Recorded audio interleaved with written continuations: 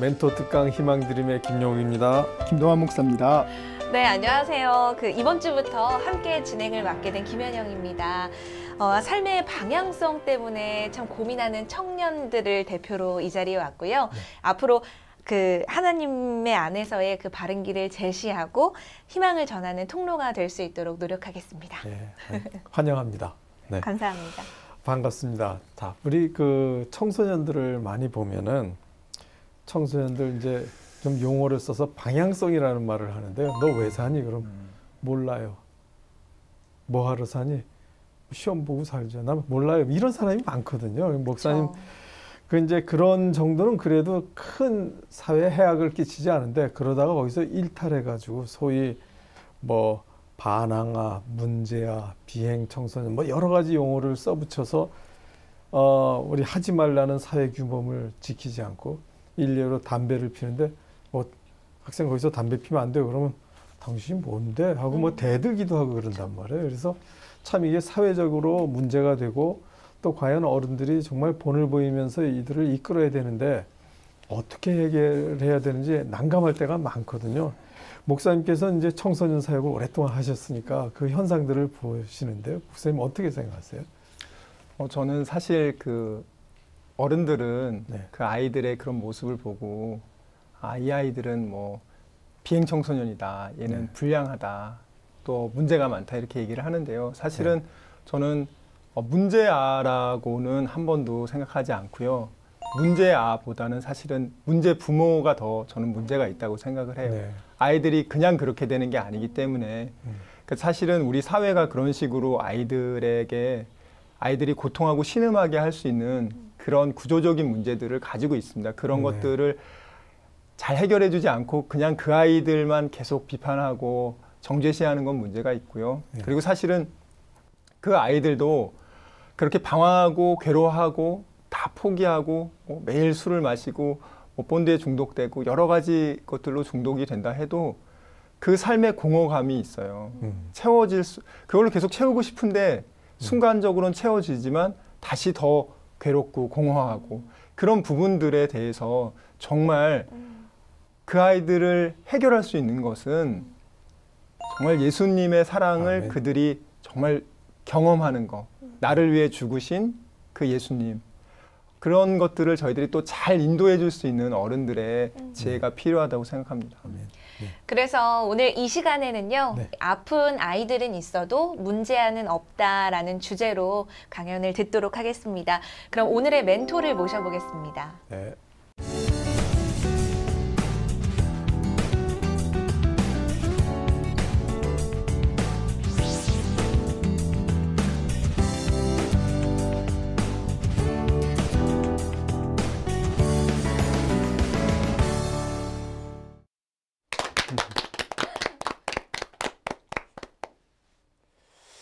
안녕하십니까. 저는 명성진 목사라고 합니다. 부천에 있는 예수마을교회를 담임하고 있고요. 세상을 품은 아이들이라는 아이들의 공동체에서 아버지 역할을 감당하고 있습니다. 다른 사람들은 대표라고 표현하는데 그냥 전 애들 아버지라는 표현이 더 좋고요. 저는 그저 지역교회를 평범하게 섬기는 건강한 성도들을 세워내고 복음을 전하는 그런 일들을 사명으로 삼고 살아가던 그저 평범한 목회자였습니다. 그러다가 어떤 한 아이와의 만남이 제 인생을 바꿔버렸어요. 그 아이가 어떤 아이냐면 집에서 가출을 한 아이였습니다. 그 아이가 저희 주일학교에 몇 번 나왔었어요. 축구하러 나오고 뭐 간식 먹으러 나오고 몇 번 얼굴이 있고 낯익은 아이였는데 어느 날 제가 길을 가다가 그 아이가 새벽 예배 끝나고 가는데 노숙을 하는 걸 본 거예요. 노숙을 하는데 이게 차 밑바닥에서 노숙을 하는 거예요. 트럭이 세워져 있으면 그 트럭 밑에서 자고 있는 거예요. 제가 그 아이의 이름을 부르니까 그 아이가 저를 보고 창피해서 깨나가지고 도망을 가더라고요. 좀 충격적이었습니다. 저러다가 차가 떠나면 큰일 날 텐데 라는 생각을 했는데 이 아이가 도망치고 그 뒤는 또 보이지 않았어요. 그래서 잠시 저는 그 아이에 대한 생각이 없다가 또 어느 날 이 아이가 동네에 있는 빌라 계단에서 자는 모습을 또 한번 보게 됐어요. 그땐 제가 손을 잡고 끌고 갔죠. 이 아이가 너무 초췌하고 배도 고파 보이고 그래서 제가 한 일은 먼저 데리고 들어가서 집에서 씻기고 먹였습니다. 씻기고 먹이고 나니까 애가 피곤해서 곤히 자더라고요. 이 아이의 모습이 제가 또 다른 인생을 살게 되는 출발점이 되었습니다. 이 아이와 함께 많은 얘기를 나눴어요. 저는 이전에 비행 청소년, 위기 청소년 그 아이들을 보면 제 눈에 들어오지 않았습니다. 길거리에서 그 아이들을 만날 때 정말 별로 기분이 좋지 않았어요. 어른들에게 험상궂게 대하고 어른들 앞에서도 담배를 피고 막 심한 욕설들을 하는 그 모습을 보며 이렇게 혀차던 그냥 평범한 어른이었습니다. 그런데 이 아이와 며칠 밤을 이야기하면서 제 생각이 조금씩 달라졌어요. 이 아이를 보니까 무언가 이 아이 속에 아픔이 보였었거든요. 그래서 이 아이를 보면서 뭔가 내가 생각한 거랑은 다르다. 아이들을 그냥 훈육하고 혼내고 그다음에 바른 길로 인도하고 뭐 이런 생각만 했는데 뭔가 있다는 생각이 들었습니다. 그래서 이 아이를 설득해서 학교를 데리고 갔지요. 학교를 데리고 가서 선생님들 앞에 갔어요. 근데 학교에서 이 아이가 대우받는 모습을 봤습니다. 이 아이가 초등학교 3학년 때부터 가출을 했기 때문에 중학교 들어가서도 여러 번 가출을 하다 보니까 선생님들에게는 너무 낯익고 유명한 아이였어요. 선생님들이 지나가면서 한마디씩 던지는 거예요. 아유, 너 또 나갈 텐데. 너 또 나갈 텐데. 하면서 지나가면서 머리를 쿡쿡 찌르고 지나가는 거예요. 굉장히 제가 막 화가 나더라고요. 그래도 어쨌든 선생님들한테 잘 부탁드린다고 이야기하고 사과하고 잘 지도해 보겠다고 이 아이 목사라고 그러고 아이를 데리고 갔어요. 그러다가 집으로 데리고 갔죠. 집으로 데리고 갔는데 거기서 제가 의외의 상황을 접하게 된 거죠. 문을 똑똑똑 두드려도 문을 안 열어주는 거예요. 한참 뒤에 엄마가 나왔습니다. 그러더니 엄마가 쏟아붓는 말은 길바닥이 좋으면 길바닥에 나가 살아. 이게 엄마의 말이었어요. 그러면서 한참 격한 말을 쏟아붓고 그 뒤로 문을 쾅 닫고 들어갔습니다. 그래서 할 수 없이 제가 교회로 데리고 들어가게 된 거죠. 그러면서 걸어가면서 아이에게 그런 얘기를 했습니다. 너 참 살기 힘들겠구나 라고 얘기했더니 끄떡끄떡거리더라고요. 그게 제 사역의 새로운 사역의 출발이었습니다. 이 아이를 시작으로 해서 이 아이를 재우면서부터 이 아이 친구들이 한두 명씩 오기 시작했어요. 한두 명씩 오기 시작하니까 이 아이들에게 가만히 있으면 안 되겠더라고요. 그래서 공부를 가르치기 시작했고 그 다음에 먹이기 시작했고 그러다가 이게 조금씩 커지기 시작하는 거예요. 애들이 한 명, 두 명씩 몰려오면서 저 자도 돼요?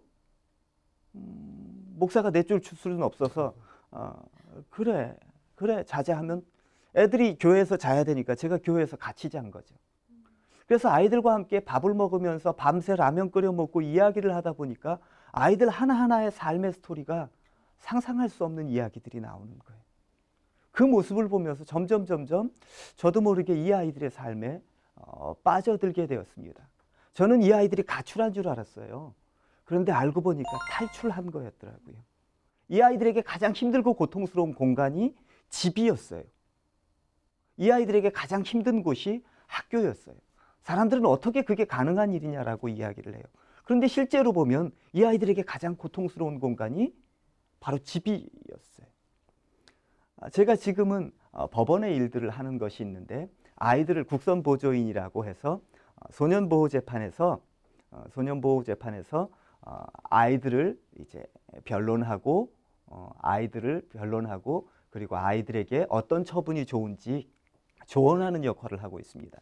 그렇게 되면 이 아이들 때문에 이렇게 분류심사원이라는 데 갑니다. 범죄한 아이들을 법원에서 약 한 달가량 보내서 교육하고 이 아이들에게 어떤 처분을 해야 할지 이런 것들을 하는 그런 기관인데 애들이 거기에 가면 막혀 있어요. CCTV가 달려있고 철문이 있고 모든 게 감옥과 비슷한 구조여서 애들이 굉장히 그 공간에 가면 두려워합니다. 제가 그 공간에 가서 한 아이를 만났어요. 한 아이를 만났는데 지내기가 어떠니? 그러면 애들의 대부분은 힘들어요입니다. 그런데 이 아이는 좋아요 그러는 거예요. 근데 좋아요가 진심인 거예요. 어떻게 여기가 좋을 수 있니? 그랬더니 여기선 맞지는 않잖아요 그러는 거예요. 그 아이는 저희 지역에서 가장 학교 폭력에서 전설적인 존재였습니다. 전설이라고 불릴 만큼 이 아이의 학교 폭력의 형태들, 범죄의 형태는 너무나도 잔혹했어요. 그럼에도 불구하고 이 아이 입에서 나오는 그 이야기가 저한테는 되게 충격이었어요. 여기가 왜 좋지? 맞지는 않잖아요가 뭐지? 나중에 알고 보니까 이 아이는 부모님들한테 상상할 수 없이 맞고 자란 거예요. 이 아이가 경찰서에 갔을 때 그 경찰서에서 보통의 경우는 할머니가 왔는데 그날은 아버지가 왔대요. 아버지가 오니까 경찰 조사받다가 도망을 쳤어요. 이 아이가 그동안 살아온 삶의 모습이 있는 거죠.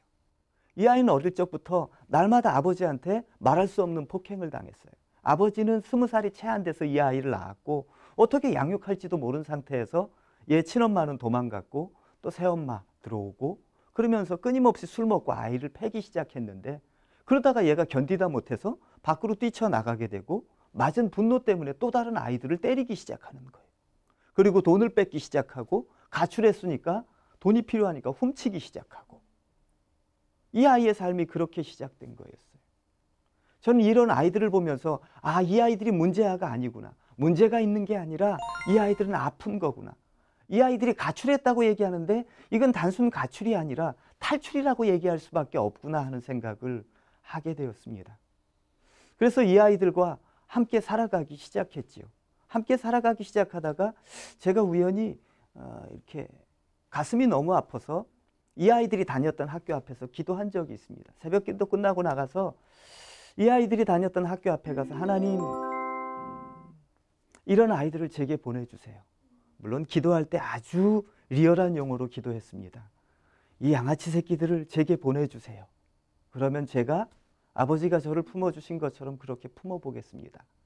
그렇게 눈물을 흘리면서 기도를 했는데 그런 기도는 너무나 쉽게 응답되잖아요. 그 뒤에 동네에서 짱 역할을 하던 아이가 저희 교회에 들어오게 됐고 부모님 손에 끌려서 그리고 이 아이가 들어온 다음에 수십 명의 아이가 몰려들게 됐어요. 그래서 갑자기 교회 안이 흔히 이야기하는 비행 청소년들로 가득 차게 됐어요. 그러면서 기존에 있었던 아주 보통 얘기하는 모범생들은 부모님들의 손에 끌려서 다 나가게 됐지요. 이 아이들이 살아가는 곳, 이 아이들이 먹고 자고 맨날 여기에 있다 보니까 이 아이들 하나씩 이렇게 돌보는데 사실은 보통 아이들 10몫이 들어가거든요. 그러다 보니까 성도님들을 돌볼 수 있는 그 여력들이 없어지는 거예요. 그러면서 성도님들도 한 분, 두 분 빠져나가기 시작하더라고요. 그러면서 교회는 이 아이들의 점령지가 되었죠. 이 아이들과 살아가면서 저는 이 아이들의 아픈 모습들을 보기 시작했어요. 이 아이들의 상처들을 보기 시작했고 그러면서 이 아이들이 본드 중독에 빠져들고 그리고 점점 더 비행들이 심해져서 경찰서, 법원, 그리고 소년원 들락날락거리를 보면서 정말 안타까웠습니다. 그래서 제가 할 수 있는 게 없어서 제가 할 수 있는 유일한 것 그냥 껴안고 사는 걸 했습니다. 그런데 실제로 이 아이들에게 필요한 건 껴안고 사는 거였어요. 이 아이들에게 실제 가족이 있었지만 이 아이들에게 또 실제로는 가족이 없었어요. 어느 순간 이 아이들에게 제가 아버지가 되고 저희 집사람이 어머니가 되고 이 아이들을 돌보는 선생님들이 삼촌이 되고 이모가 되고 실제적으로 아이들을 가족으로 받아들이고 이 아이들이 가족이라고 느끼기 시작하면서부터 아이들의 삶이 조금씩 변해가기 시작하더라고요. 사람들은 이 아이들을 바이러스 취급했어요. 사실상 그 표현에 대해서 이 아이들의 이전의 삶을 보면 맞습니다. 이 아이들이 있으면 동네가 시끄러워졌고 이 아이들이 있으면 학교에 문제가 있었어요. 이 아이들이 있는 곳마다 안 좋은 사건들이 있었어요. 그런데 이 아이들이 조그마한 가정의 테두리 안에서 함께 살아가기 시작하면서 이 아이들을 끊임없이 붙들어주기 시작하자 변화들이 일어났어요.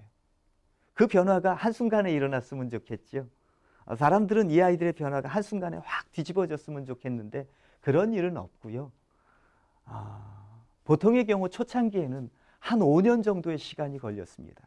한 아이가 비행에서 빠져나오고 본드 중독 같은 심각한 중독 상황에서 벗어나는데 5년 이상의 시간이 걸렸어요. 지금은 그 시간이 조금이 단축됐지만 그렇게 아이들이 비행으로부터 벗어나고 그리고 삶이 조금씩 조금씩 주님 안에서 자라가기 시작하면서 이 아이들의 모습이 전혀 다른 모습으로 변해가고 있어요. 지금 저희 세상을 품은 아이들에서 아이들을 돌보는 선생님이 있습니다. 최연소 선생님이 있어요. 그 선생님은 저희 공동체에 있는 그 아이들에게 가장 인기가 좋은 선생님이에요. 그 아이가 누구냐 하면 제가 처음 길거리에서 가출한 데리고 왔던 아이가 바로 그 선생님입니다. 이 아이는 참 많은 아픔을 겪었어요. 이 아이는 정신병원에 6번 격리 입원되고 그리고 치료감호소 소년원에 또 그쪽에서도 생활을 했었습니다. 그러고도 본드 중독과 비행에서 끊어지지 않았어요. 그래서 결국은 아버지가 집안 환경이 굉장히 안 좋은 상황이었는데 어머니가 불치병에 걸려 계시고 그리고 아버지는 장애가 있으신데 굉장히 어렵게 살림을 꾸려가고 있고 그 상황에서 아버지가 자식이 하나 믿을 것은 큰아들밖에 없었는데 큰아들이 그런 모습을 보이니까 아버지가 우울증에 걸리셨고 결국은 자살을 하셨어요. 근데 그 아이가 그 어려움들을 딛고 이제 새로운 삶을 시작한 거죠. 이 아이는 누구보다도 더 아이들의 마음을 이해할 수 있어요. 아이들을 사랑할 수 있고 그러다 보니 이 아이가 아이들에게 최고의 선생님이 된 거죠. 이 아이는 분명히 바이러스였고요. 다른 사람들이 정말로 고통스러워하는 그런 아이였어요. 그런데 지금 이 아이의 모습은 아이들이 가장 사랑하고 좋아하는 형이에요. 이 아이는 모든 사람들에게 해를 입히는 바이러스였지만 지금 아이들에게 꿈과 희망, 행복을 주는 그런 행복 바이러스, 희망 바이러스가 된 거지요. 아이들을 보면 정말 문제아들 같습니다. 이 아이들 보면 뭔가 잘못됐고 이 아이들 보면 세상에서 없어졌으면 좋겠는 것 같아요. 그런데 중요한 건 이 아이들이 문제가 있는 게 아니라 아픈 거예요. 아픈 거라는 건 이 아이들에게 필요한 건 격리나 벌을 주는 게 아니라 치료가 필요하다는 거예요. 이 아이들이 정말 부족했던 사랑을 주고 이 아이들에게 정말 필요했던 이 아이들이 그토록 필요로 하는 그 안정감들을 이 아이들에게 준다면 이 아이들은 바이러스가 아니라 세상의 희망으로 자라날 수 있을 것 같아요. 지금 저희 아이들 중에 그렇게 자라난 아이들이 무럭무럭 커서 이 땅의 희망이 될 청년으로 자라가고 있습니다. 많은 사람들이 그 아이들을 보며 외면하고 싶어 합니다. 그리고 눈에 보이지 않았으면 좋겠어요. 그런데 눈에 보이지 않는 게 중요한 게 아니라 우리가 먼저 손을 내밀어서 그 아이들을 우리 품으로 안는다면 그 아이들은 문제아가 아니라 이 세상의 희망으로 변할 수 있습니다. 단 거기에 시간이 필요하고 누군가의 사랑이 필요한 것뿐이지요. 그 사랑을 위해서 누군가가 조금만 더 손을 내밀고 기다려주고 함께 해준다면 그 놀라운 변화들은 반드시 일어날 거라고 저는 믿습니다. 이 세상에 변할 수 없는 건 없어요. 하나님이 그 모든 것을 변하게 하시고요. 완전히 마른 뼈 같은 아이들이 살아나서 이 세상을 변화시키는 하나님의 군대가 될 수 있습니다. 우리 모두가 그 사역의 현장에, 그 하나님의 일의 현장에 함께 일했으면 좋겠어요. 우리 주변에 마른 뼈와 같은 사람들 너무 많잖아요. 그 사람들 하나하나를 세울 수 있는 건 우리 하나님의 사람들밖에 없는 것 같습니다. 감사합니다.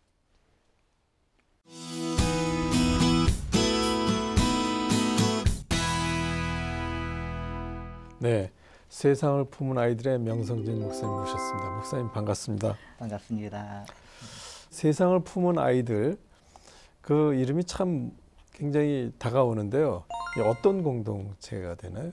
예, 세상을 품은 아이들이 처음에는 지금의 모습하고는 달랐습니다. 처음에 네. 세상을 품은 아이들이란 이름을 달았을 때는 제가 살고 있는 동네가 굉장히 가난한 동네입니다. 네. 부천에서도 외곽 지역이어서 그 동네에서 가난하지만 똘똘한 아이들이 전 세계 넓은 세상을 보고 큰 꿈을 가졌음을 하는 바람에서 애들과 함께 세계 여행을 떠났어요. 해마다. 네. 그렇게 시작이 되었는데 이제 그 아이들의 멤버가 바뀐 거죠. 처음에는 그 아이들, 똘똘한 아이들 데리고 이 세상의 리더를 키워보고자 했는데 어느 순간 그 세상을 품은 아이들 안에 흔히 얘기하는 위기 청소년들, 문제 아이들이 몰려들기 시작했어요.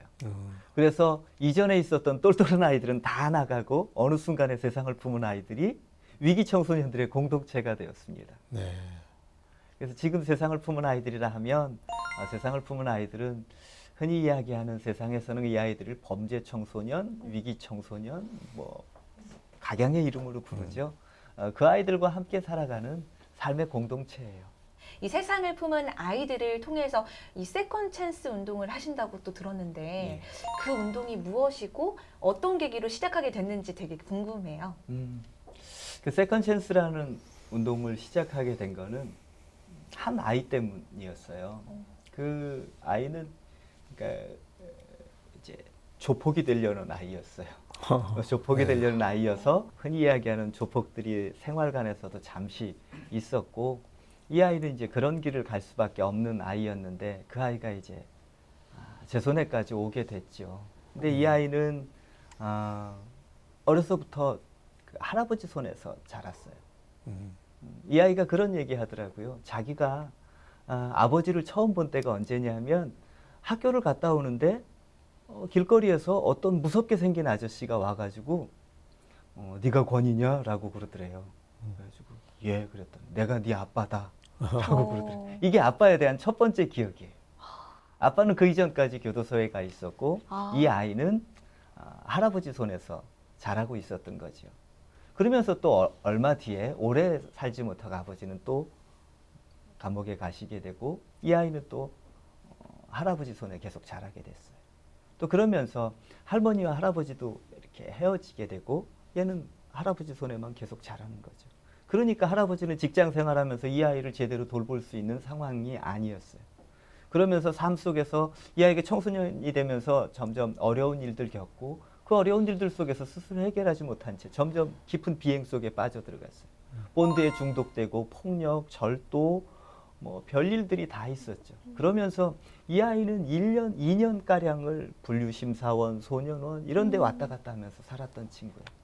그러다가 이 아이의 할아버지가 결국은 견디다 못해서 비관 자살을 하셨어요. 그러면서 이 아이의 삶이 거기서 비행이 거기서 멈춰졌어요. 그러면서 그때쯤 제 손에 이렇게 제 손을 붙잡고 들어왔거든요. 근데 이 아이가 견디다 못해 어느 날 술을 먹고 막 난리를 피우는 거예요. 난리를 피우는데 술 먹으니까 등치도 좋은 애를 선생님 3명이서 붙드는데도 막 안 되는 거예요. 그러면서 동네에서 막 뭔가를 때려 부수고 난리를 피우고 있었는데 그때 제가 붙잡고 막 끌고 가는데 이 아이가 욕설을 퍼부으면서 누구는 그런 집에서 태어나고 싶어서 태어난 줄 알아. 내가 이렇게 살고 싶어서 사는 줄 알아. 하면서 막 욕설을 퍼부으면서 울더라고요. 이 아이 이제 다독거려서 재우고 난 다음에 제 마음속에 되게 큰 안타까움이 있었어요. 그래. 얘가 그런 집에 태어나고 싶어서 태어난 게 아니야. 얘가 그렇게 살도록 만들어진 얘가 선택할 수 없는 상황이 있었거든요. 얘가 그 모습으로 사는 건 얘가 선택한 게 아니었어요. 그러면 이 아이들에게 다시 한번 새롭게 선택하고 시작할 수 있는 기회를 줘야 되는 거 아닌가? 그런 생각들이 저한테는 들게 됐죠. 이 아이들에게 새로운 선택의 기회를 준다면, 이 아이들을 붙들어주고 품어준다면 이 아이들이 정말 새로운 삶을 시작할 수 있겠구나라는 생각을 하게 됐죠. 그 고민들이 계속 이어졌고 아이들도 점점 늘어나고 제 활동의 영역도 넓어지면서 또 어게인이라는 단체와 만나게 됐어요. 그 단체에서도 저와 비슷한 고민을 하게 됐고 그래서 함께 이 아이들의 이야기들을 세상 속에 알리고 이 아이들이 어쩔 수 없는 상황 속에서 여기까지 왔습니다. 우리가 이 아이들을 숨겨놓고 그리고 이 아이들을 외면하면서 이 아이들을 더 큰 범죄자로 커가도록 내버려 두는 게 아니라 더 품어주고 사랑해줘서 이 아이들에게 다시 한번 기회를 줘서 새로운 삶을 시작할 수 있도록 도와야 합니다.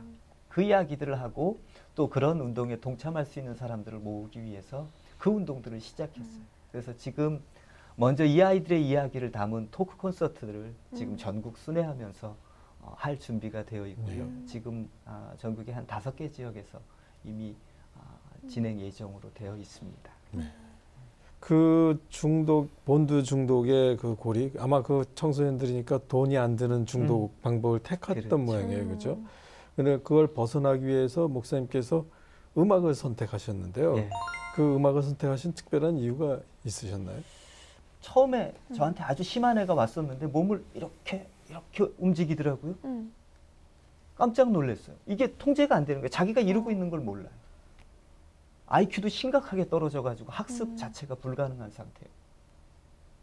그런 상태로 몸을 망가뜨리고 그 다음에 더 큰 건 이게 정신 자체가 망가지는 거예요. 정신 자체가 망가진다는 게 어떤 거냐면 아이들이 감당할 수 없는 큰 자극 속에서 살아갔기 때문에 이 본드 환각 상태보다 더 큰 자극이 주어지지 않는 한 반응을 안 하는 거예요. 예를 들면 이것 좀 함께 해볼래? 라고 얘기를 하면 싫어요 그래요. 그럼 이유가 뭐야? 그러면 재미없어요. 애들의 생각이 재미? 이런 거에 집중이 되어버리고 아무런 생각이 없어져 버리는 거예요.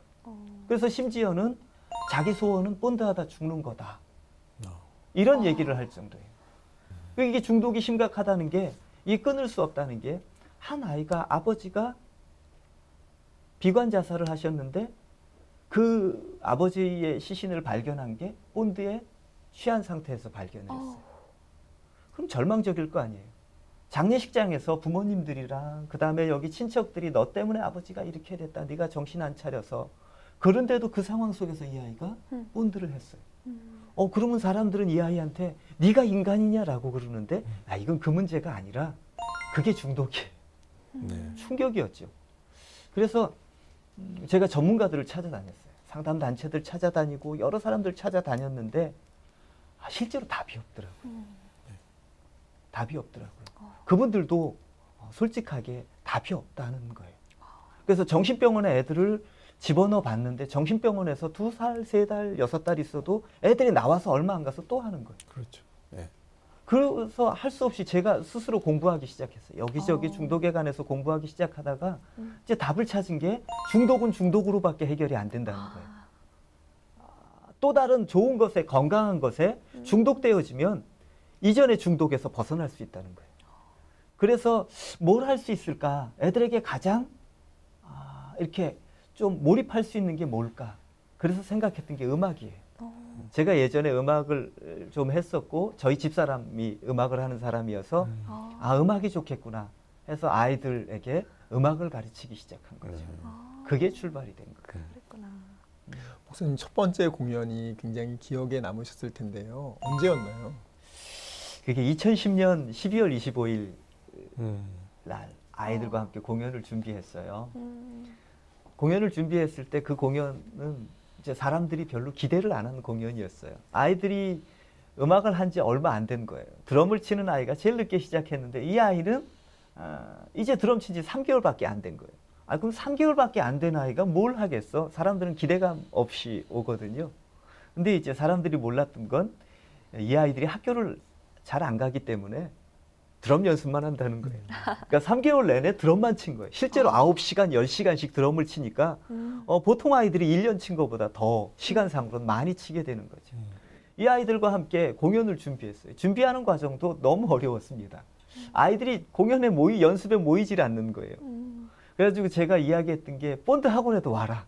그랬더니 아이들이 말을 참 잘 들어요. 교회 문 앞에서 본드 하다가 비닐봉지 던지고 올라오는 거예요. 그리고 교회 화장실에서 본드하고. 절망적이었죠. 이게 될래나. 마지막 날까지. 그러면서도 기도하면서 계속 준비했고 사람들을 이제 모아드렸는데 그때 공연할 때 저희 예배당에 막 이렇게 보조의자 깔고 그래도 120명이 못 들어차는데 250여 명이 왔어요. 근데 사람들이 놀란 거죠. 와. 사람들이 가지고 있는 기대치는 요만큼이었는데 아이들이 한 건 이만큼이었던 거예요. 그래서 그날 정말 사람들도 열광했고 아이들이 열광했어요. 와. 그 아이들이 지금 1세대 아이들은 다 대학생이 돼 있고 또 올해 또 대학 들어간 아이들도 있어요. 음악을 했던 애들의 대부분은 지금 실용음악과에 들어가서 열심히 음악가로서의 와. 꿈을 키워가고 있고요. 네. 또 사회복지사가 되어서 자기와 똑같은 아이들을 돌보겠다는 생각을 가지고 지금 대학생이 된 아이들이 있어요. 아멘. 그런 아이들을 볼 때마다 그런 생각이 들어요. 많은 사람들이 이런 아이들은 격리되어야 된다라고 생각하고 큰 벌을 주어야 이 아이들이 정신 차릴 거라고 생각하거든요. 네. 근데 실제로는 그렇지 않습니다. 실제로는 그렇지 않아요. 많은 사람들이 이런 아이들을 볼 때마다 가지고 있는 생각이 그런 생각이에요. 저 아이들이 나에게도 피해를 입힐 거다. 내가 저 아이들의 잠재적 피해자다라는 생각을 가지고 있어요.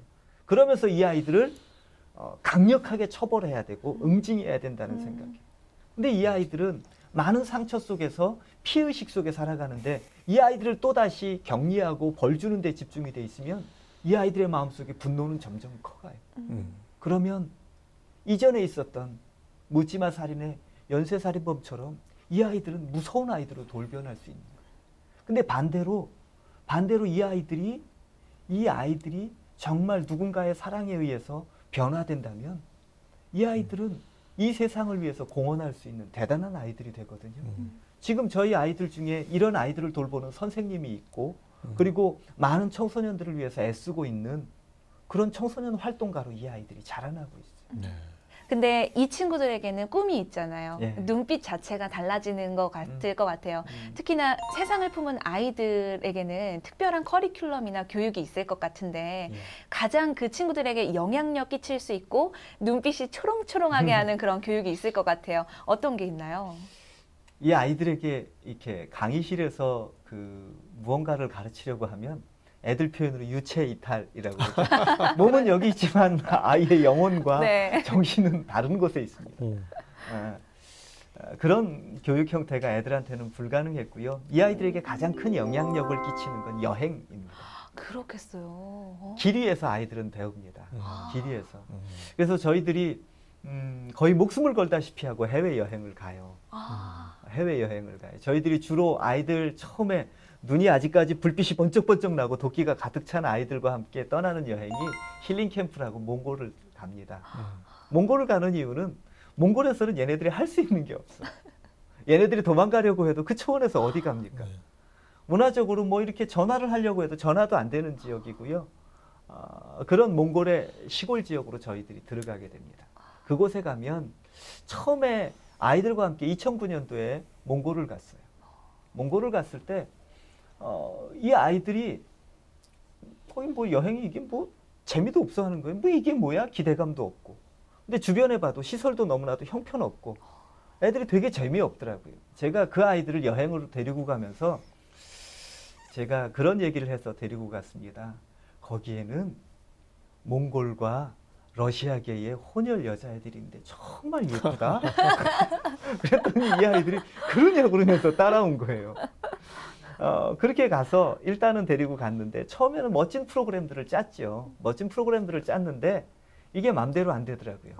오지로 들어가기 시작하면서 그때 비가 와서 진흙탕으로 변하고 차가 빠지면서 이게 시간이 느려지고 그리고 차가 계속 심각하게 고장나고 그러다 보니까 하루 반나절 걸릴 길이 4일이 걸리게 되는 거예요. 그러면 가는 길에 다 초원이니까 먹을 음식이 떨어지는 거예요.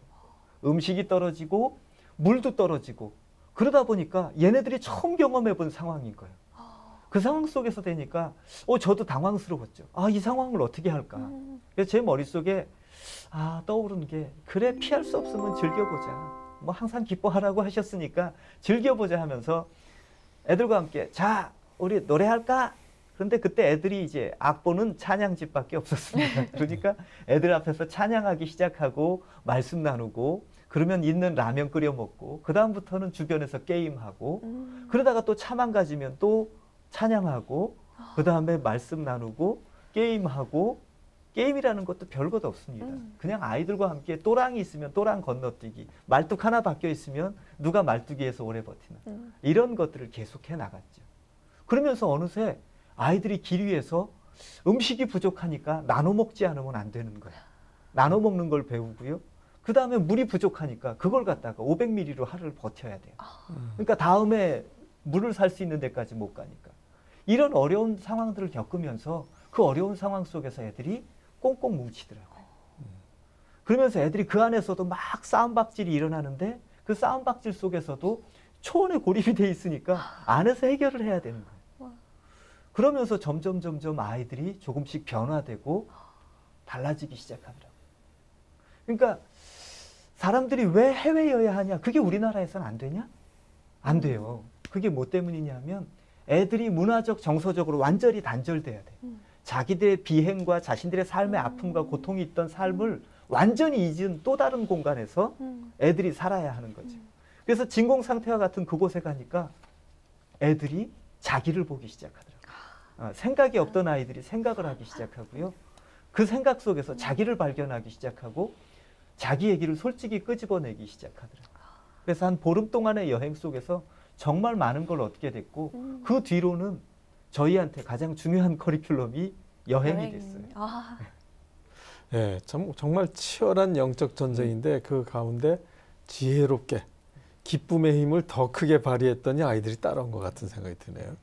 근데 목사님 또 캄보디아 사역도 가셨다고 들었는데 예. 굉장히 생소하거든요. 그건 어떤 건지 소개를 좀 해주시죠. 저희 아이 중에 이제 굉장히 지역에서 악명 높은 아이가 있었는데 그 아이를 본드 전도사라고 불렀어요.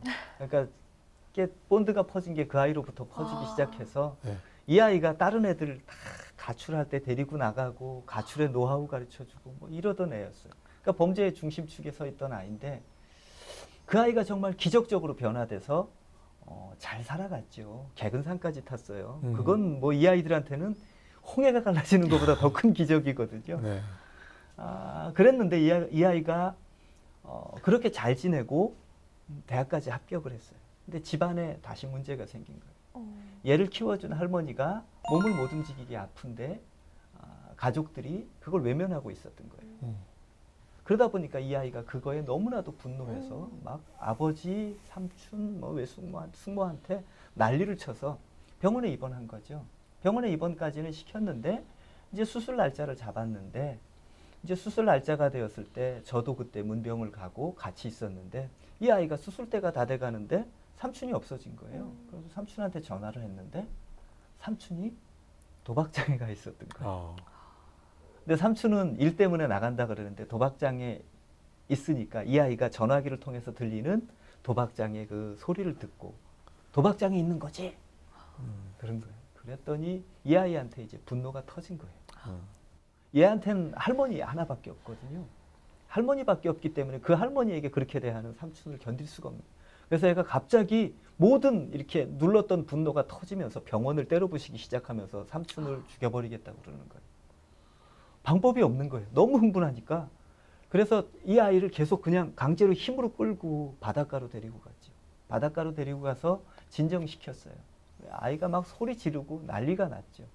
그렇게 한참 동안 진정시킨 후에 그 뒤로 이 아이가 다시 끊었던 담배를 피고 술을 먹기 시작하는 거예요.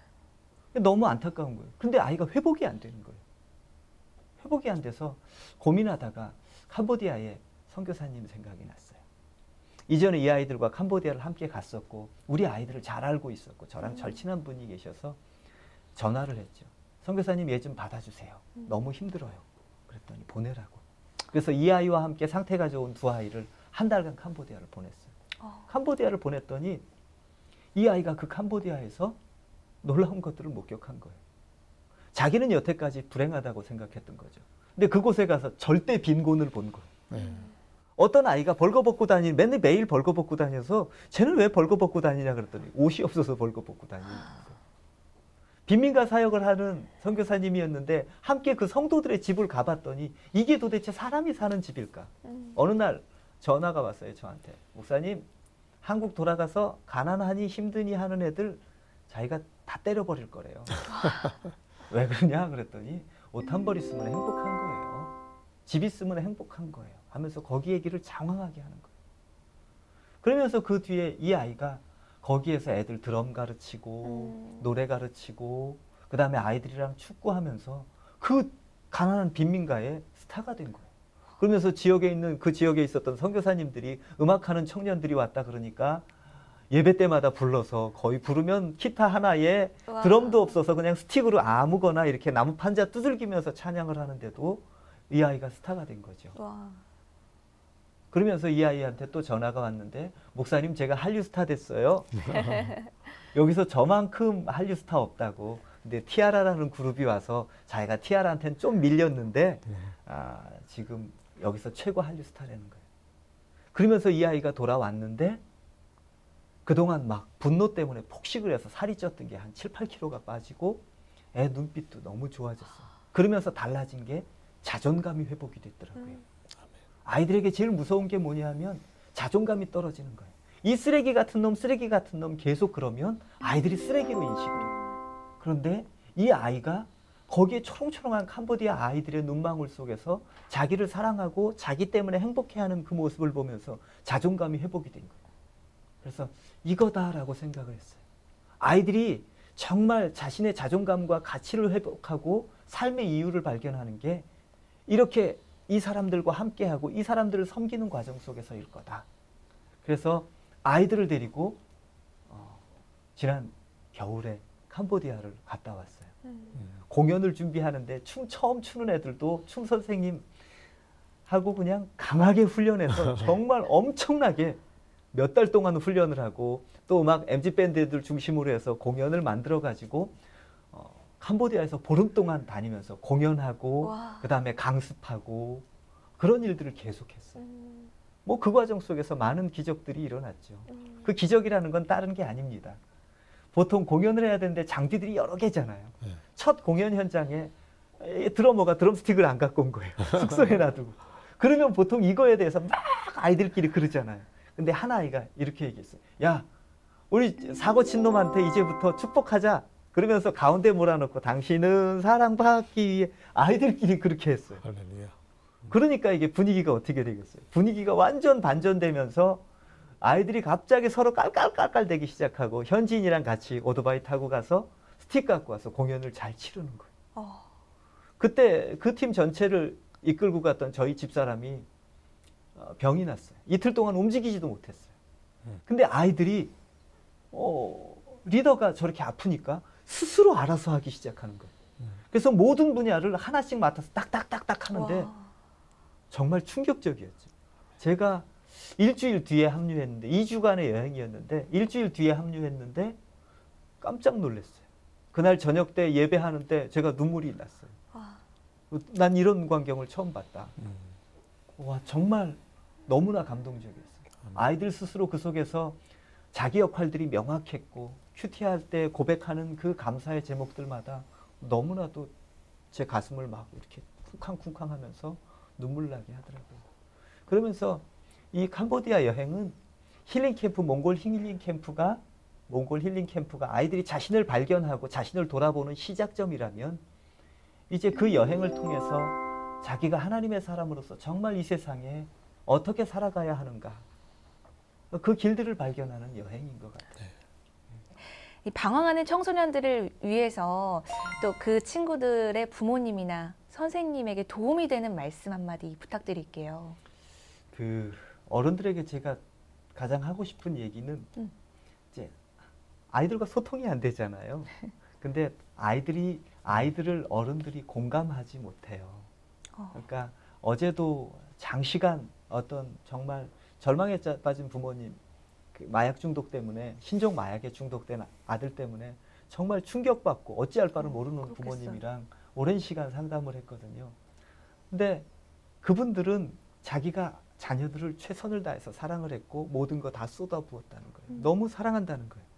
근데 그렇게 표현하지만 아이들을 만나면 아이들은 부모님이 자기를 사랑 안 한다고 생각을 해요. 부모님은 자기가 주고 싶은 사랑을 주었지 아이가 필요로 하는 사랑을 주지 못한 거예요. 부모님 세대들이 그 부모님에게 제가 그렇게 말씀드렸어요. 부모님 세대에서는 정말 배고프고 아무것도 먹지 못한 채로 그렇게 살았죠. 지금 이 아이들의 고통을 보면 배부른 소리로 들리지요. 그런데 사실은 이 아이들에게 지금 그 아픔은 죽음과도 같은 아픔이라고. 어른들은 자기들이 밥을 못 먹었기 때문에 아이들에게 밥만 먹으면 행복하다고 생각하지만 밥을 먹는 아이들에게는 또 다른 고통이 있는 거예요. 근데 어른들은 그걸 이해할 수가 없어요. 먼저 애들의 입장이 되어보고 애들의 고통에, 애들의 아픔에 귀를 기울인다면 문제는 해결될 수 있는 것 같아요. 근데 아이들의 입장에서 보고 아이들의 입장에서 생각하지 않다 보니까 어른의 기준으로 보니까 예수님이 내려오신 것처럼 우리처럼 되신 것처럼 우리도 애들처럼 되면 애들의 소리가 들리고 애들의 마음이 이해가 되거든요. 그러니까 먼저 어른들은 아이들로 됐으면 좋겠어요. 아이들의 입장이 되어서 아이들의 소리를 들으면 아이들의 소리 하나하나의 의미를 아예 어려서 몰라서 그래가 아니라 그거에 귀 기울이다 보면 해결의 실마리는 있는 것 같습니다. 청소년들은 상처가 있는데 그 상처를 치유해 주시는 분은 분명 하나님, 치료하시는 하나님이라, 아빠 하나님이라는 것을 목사님의 그 간증과 사역을 통해서 더 깨닫게 됩니다. 그래서 목사님 앞으로도 더 그 사역에 많은 열매가 있기를 같이 기원합니다. 오늘 좋은 말씀 감사합니다.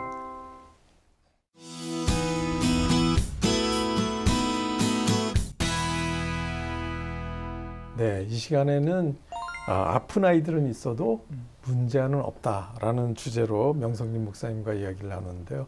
그 이야기를 나누면서 정말 저도 아이를 기를 때 많은 시행착오를 하면서 내가 길렀던 아이가 아팠는데 얘는 왜 이런 문제가 있지? 라고 생각했던 점이 있었어요. 그래서 좀 회개도 되고 또한 앞으로 이 어린 젊은 학생들을 정말 아픈 아이로 생각해야지 이건 문제라는 인식을 가지면 우선 어른들의 책임이 크구나 하는 것을 깨닫는 시간이었습니다. 동시에 정말 이걸 해결하는 방법은 그리스도의 사랑을 뿜어주고 그 속에서 그리스도를 나타나게 하는 것 외에는 방법이 없겠다 하는 그런 생각을 가지게 되었습니다. 목사님 아주 현장에서 그걸 많이 실천하시고 계셨는데 오늘 어떠셨나요?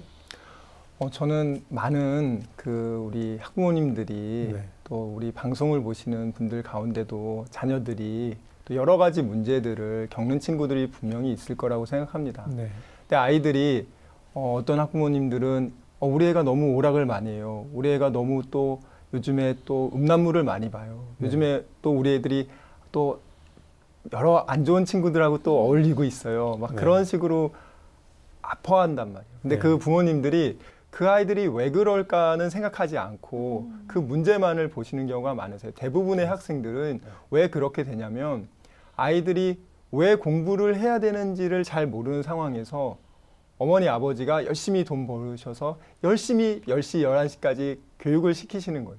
그럼 그 아이들은 내가 공부를 왜 해야 되는지 모르는데 할 수 없이 계속 하기 싫은 공부를 하고 앉아 있으니까 그 아이들이 너무 스트레스를 받고 그거를 해소하는 자연적인 그런 보호 본능이에요. 그래서 순간적인 쾌락을 찾다 보니까 뭐 오락을 하게 되고 음란물을 보게 되고 술을 마시게 되고 그렇게 되는데요.